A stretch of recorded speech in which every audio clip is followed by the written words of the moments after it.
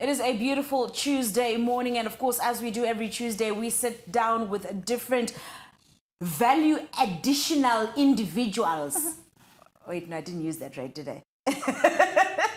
People who add value to our lives. That's what I'm trying to say. Like, I know you get it. I know you get it, okay? Today, we are talking to a wonderful young woman, an author, who has written 12 books. Like, wow. Wow.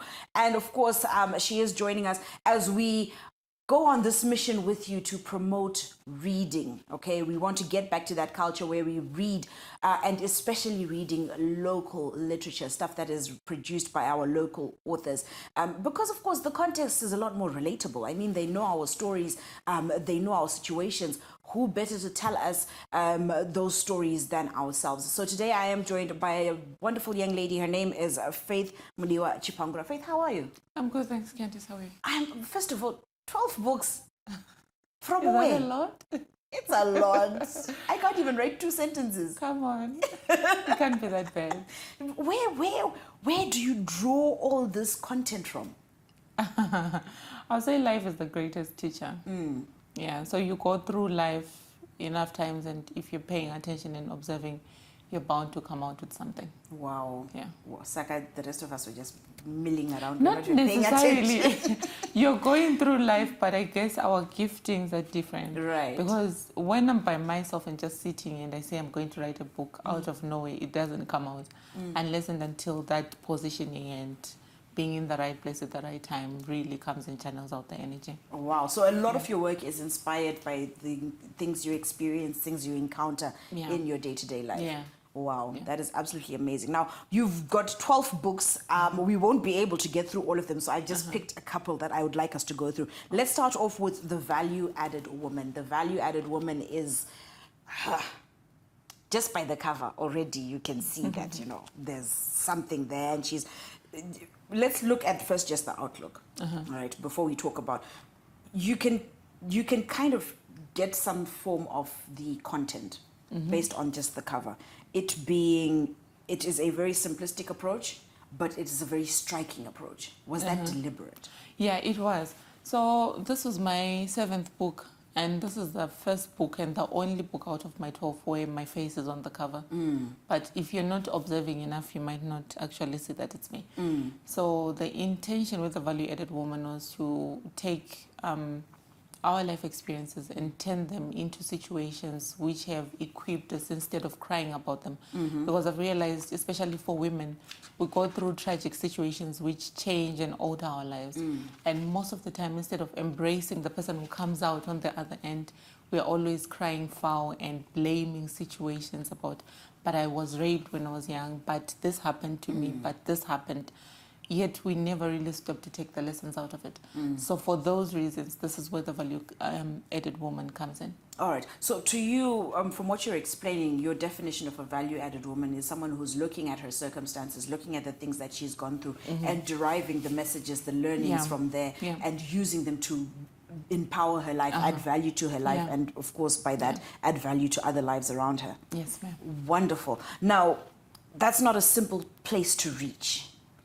Especially if you, number one, I know a lot of things come into play when it comes to, you know, building up who you become. But one of the most common things is I'm surrounded by people who are used to complaining, used to being negative, used to seeing the negative. And so for me, that's a natural conditioning. How do you start to get out of that space and start to actually see value in the experiences that you go through, good and bad?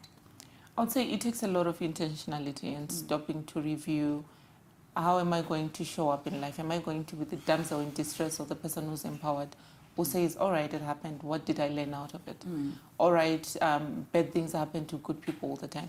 Almost tragedy happens to us all the time. We never choose it intentionally. You won't go out and say, I would like a traumatic situation to happen to me. So what are you drawing out of that? Instead of being the one in the corner, how about you use the same things that have devastated you to draw power out of them, and then walk out to empower other people who've gone through the same thing. Oh, wow, that's amazing. Now, what are we deriving? What are the key elements that we're taking out of this particular book? Out of the value-added woman, I'll say we are taking out boldness and pride instead of being shameful and feeling defeated by what we've been through. You know, I know some people who are full of shame, rather, because they've been divorced. I know people who are feeling like they're inadequate because of the life circumstances that they found themselves in. So out of that, I'm saying stop feeling the shame and beating yourself down over things that you couldn't control. How about you draw wisdom out of that and empower yourself and say, what can I do better? How can I move forward as a value-added person out of that experience? Now that's going to take me to the next book that I want us to talk about, and I know they're not in any particular order, but I love the lessons because they are connecting. I am enough. Yeah. Tell us about the space you were in as you This was wrote my this one. first. I wrote it in 2016 March. I was going through some life-changing situations at the time, and I didn't feel worthy. I didn't feel like I was enough. I didn't feel like the things that were happening in that moment in time were assuring me of my worth, of where I am and how I am. So this is where it came from, and this is Bible based. It's a 21-day self-love day for women. So it's not only challenging me, but also it's an extension towards other women as well, to say, look, life happens, things will come through, but by the end of the day, when you're leaning on the word of God and the teachings which are coming from the Bible, you get assured of your worth, and you don't need another person to come in and validate you, and outside assurance, it comes from within. So when you embody it, and then it then starts being exuded on the outside. Oh, wow, Faith. We've got too much to get through and we're running out of time. So I'm very quickly going to ask you to just summarize Letters to My Peers. Why was this an important book for you to write? Because I've realized that young people, especially in the workspaces or in the industries that I've been in, we are walking out on the daily without anybody who's holding us accountable to certain things, that certain behaviors, certain characters, certain actions, and we don't talk about those things. For example, you meet somebody who's arrogant, and you can see that they are setting fire on their path and they're burning every bridge. 10 years down the line, it might not serve them. Yeah. So how about we address those issues? So it came from that place of saying, I'm identifying a lot of ills within my peers, within my industry, certain things which will not serve us in the long run. How So about we let me sit be down the and one to have that address them. conversation? Right, Yeah. right. So it's not really me talking to them or talking at them. It's talking with them, addressing those issues together. Okay, so we have a lot to get through with Faith. I'm going to try and see if we can negotiate with her for her to come back, because this content is, you've got a lot going on, and it's all really empowering and really positive, and we do love it. Where do we find you online in case we don't convince you to stay? All my books, let me start with the books. All my books are available on Amazon, and then and then they're available go Eastgate at a bookshop called Rio's Lifestyle Books, and as well as directly from me. And I'm available across all social media platforms, Twitter, LinkedIn, Instagram, Facebook, as Faith Chipangura. Wow. Wow. Thank you so much for sitting down with us this morning. Thank you We for absolutely having me. appreciate you.